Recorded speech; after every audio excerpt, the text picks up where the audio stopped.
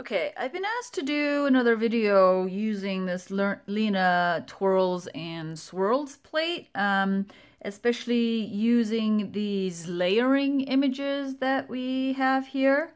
And there are definitely a few complexities to using these images. It does help that there are little arrows that help you figure out that this image goes on top of this image, and this image goes on top of this image, and this image goes on top of this image. And I think the easiest way to visualize what the finished mani will look like is to really look at that top image there. And if you were to reverse stamp this and try to do sort of a half and half dual colored base, so that you'd color in sort of the parts you want, and then the other parts that you didn't color in would be your base color. So that's how I think of it when I try to plan out what kind of mani I want to do. And it's also a nice thing to sort of you can do different textures, right? Use cream colors for your two-color basis, use a sparkly color for your top image, or vice versa. There's just different ways that you can plan that. It's also a little bit difficult to pick up these big open images, I've found, and that's on all plates. It's just you have to be careful with the angle of your scraping and not scrape out too much. And you also have to be careful and really light on pickup, otherwise you sort of press down too hard and you lose part of the image, or get spots, empty spots on those.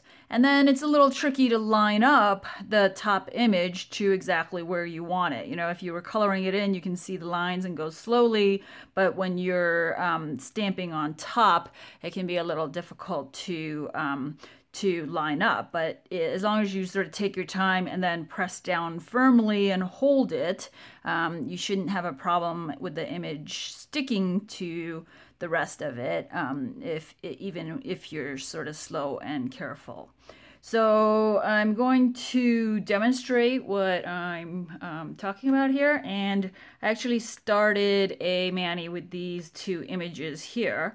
I'm going to stamp with this one first in black, and then with this one in a duochrome stamping polish, and I'll show those in a minute. But that's what I have done so far on the rest of my fingers, and I haven't cleaned up the excess yet. So I have my nails prepped with 2 coats of OPI. My dog sled is a hybrid. And I don't have top coat on it. When I'm stamping, I prefer not to top coat, just because I don't like the extra layers, and I think that the base colors dry quickly enough. What I normally do is put 1 coat on, let it dry for a few minutes, so that I don't ruin that with a second coat, put the second top coat on, then put my latex on. By the time the latex is really all dry for all fingers, then it's ready to stamp. That's how I normally time it. So I'm going to stamp this with black, with Corazon Kaleidoscope black, and then that swirly image with Corazon Kaleidoscope 26, which is Himalayan Peaks, which is a really pretty sort of duochrome stamping polish. And I have my liquid latex on, the Mani Defender, and all 3 of those, the Corazon stamping polishers and the Mani Defender, are available at Lantern and Wren, and I got the liquid latex provided to me for review there. So anyway, let's show you what that looks like. Okay, so I'm going to start with the black, like I said, and you want to put the polish in such a way that you're going to scrape away from where you're going to stamp. So here, I'm going to go in this direction, scrape once lightly in that direction, and then I'm going to pick up in a light rolling motion starting on the right and rolling across. And I'm talking too much and that dried.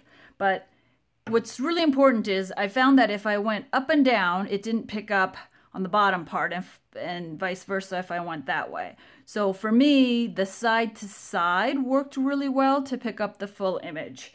And I'll show you that without talking because that made it too slow for pickup.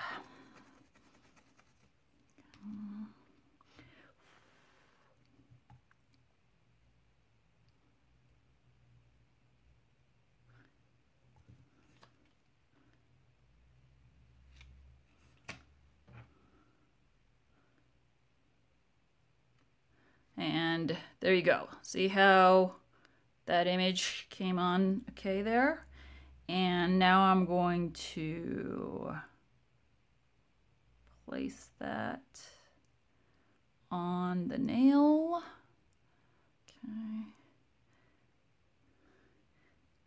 And whenever I take a little time to place an image and I'm afraid of it not sticking, I just hold the stamper there pressed against the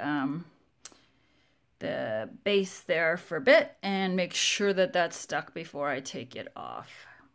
Okay, clean that. And now because I went in that direction, I don't need to clean this image again because I don't care about that portion, because I'm going to use this and do the same thing and put the polish in the direction that I'm going to scrape away from. Okay, again, same thing. Going to scrape lightly in that direction, pick up, and then line this up. Okay.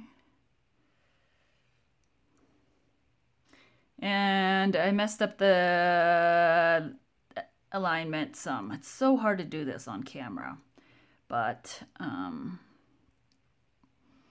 that's what it looks like. And I really like using these sort of duochrome stamping polishes in a layered mani like this, because over the blue or over the black it looks very blue, and then over the green it looks a little different and paler, and I just think that that's a really cool and different look. So now I'm going to remove the liquid latex.